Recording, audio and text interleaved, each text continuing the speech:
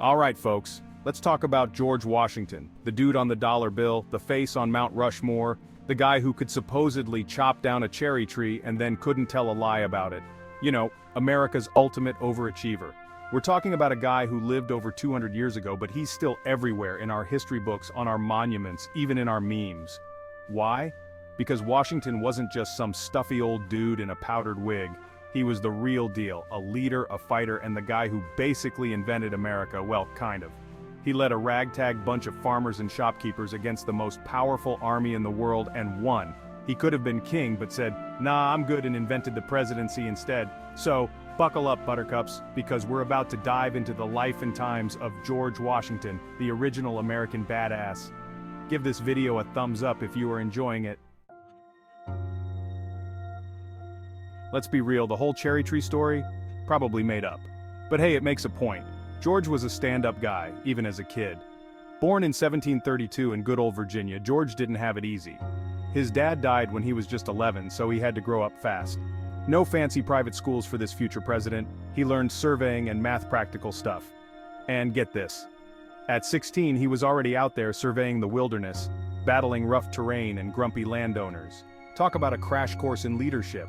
This was the kind of experience that shaped Washington, tough, resourceful, and always ready to tackle a challenge. Little did he know, those challenges were about to get a whole lot bigger. Share this video to others if you're getting any value from it. Young George was out there surveying land, building a solid reputation. But then things got tense in the colonies. The British started imposing taxes and rules. Washington, a proud Virginian, wasn't having it. He joined the Virginia militia, traded his surveying tools for a musket, and found himself in the French and Indian War. It wasn't pretty. He saw the brutality of war and learned hard lessons about leadership. This wasn't a heroic victory march. This was muddy trenches, brutal winters, and learning to fight on the fly. But it was a crash course in leadership and military strategy. Lessons that would come in handy when the British overstayed their welcome. Don't forget to subscribe to the channel and turn the notification bell for awesome content like... Fast forward to 1775, the revolution kicks off, and who do they pick to lead the Continental Army? Yep, General George Washington. Now let's be honest, this ragtag group of revolutionaries was going up against the British Empire, the biggest, baddest military force on the planet. The odds? Not exactly in their favor, but Washington, he had a few tricks up his sleeve. He was a master of strategy, using guerrilla tactics and surprise attacks to wear down the British. And sure, there were losses, retreats, and moments when it all seemed hopeless. But through it all, Washington held the army together. He inspired them, rallied them, and kept their spirits up, even when things looked bleak. And hey, remember that whole crossing the Delaware thing? Ballsy move, George, ballsy move. It worked. And the rest, as they say, is history. Give the video a thumbs up. Section 5, and the president is George Washington, setting the stage for a nation. 1783. America wins. Fireworks. Confetti. So what's a war hero to do? Retire to his plantation, kick back with some lemonade? Not George. He knew the real work was just beginning.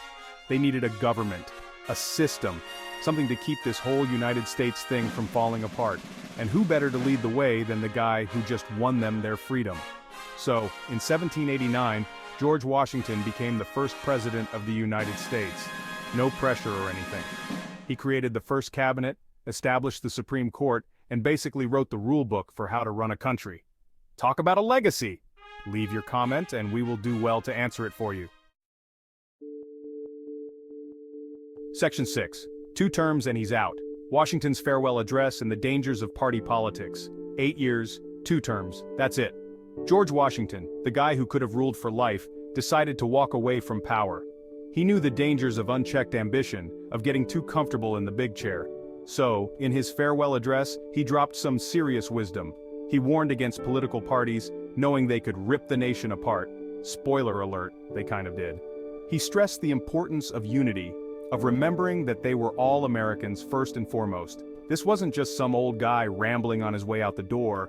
This was Washington, the father of his country, laying down the law, setting the standard for leadership, for humility, for putting the nation above all else. It was a message that resonated then and still resonates today. Subscribe to the channel for amazing content like Section 7. More than just a pretty face on your money, Washington's legacy and brick and mortar. Sure, we see his face on everything, but Washington's legacy isn't just about images and statues. The dude got things done.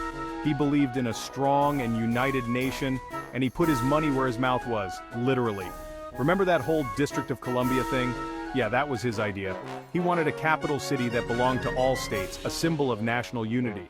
And while Washington, D.C. might be a bit crazy these days, you gotta admit, the guy had vision. He also oversaw the construction of countless roads, canals, and public buildings, laying the foundation for a modern and prosperous nation. This wasn't just about building stuff, it was about building a nation, brick by brick. Leave your comment. Section 8. The first influencer. How Washington shaped America's image. Think about it, before Washington, America was just an idea, a bunch of colonies trying to figure things out. But Washington, he gave the nation its swagger, its identity. He established precedents that are still followed today, shaping the presidency and the nation's character. He showed the world that America was a force to be reckoned with, a country founded on principles of liberty, justice, and self-governance. He proved that a nation could be born not through the divine right of kings, but through the will of the people. And let's be real, the guy had style. The powdered wig, the stoic pose, the whole father of his country vibe. He knew how to rock a look. He became a symbol of America's potential, its aspirations, its belief in a brighter future. Please share the video. Section 9. Happy birthday, Mr. President. Celebrating Washington's enduring impact. So, next time you pull out a dollar bill or see Washington staring back at you from Mount Rushmore, take a minute to think about the man behind the image. He wasn't perfect, but he was the right man at the right time, a leader who helped forge a nation and inspire generations to come. He showed us what it means to be an American, to fight for what we believe in, and to put the common good above our own ambitions. And that, my friends, is a legacy worth celebrating. Happy birthday, George, and thanks for everything. If you enjoyed this video, please like, comment, and subscribe. Don't forget to turn on the notification bell for more videos like this.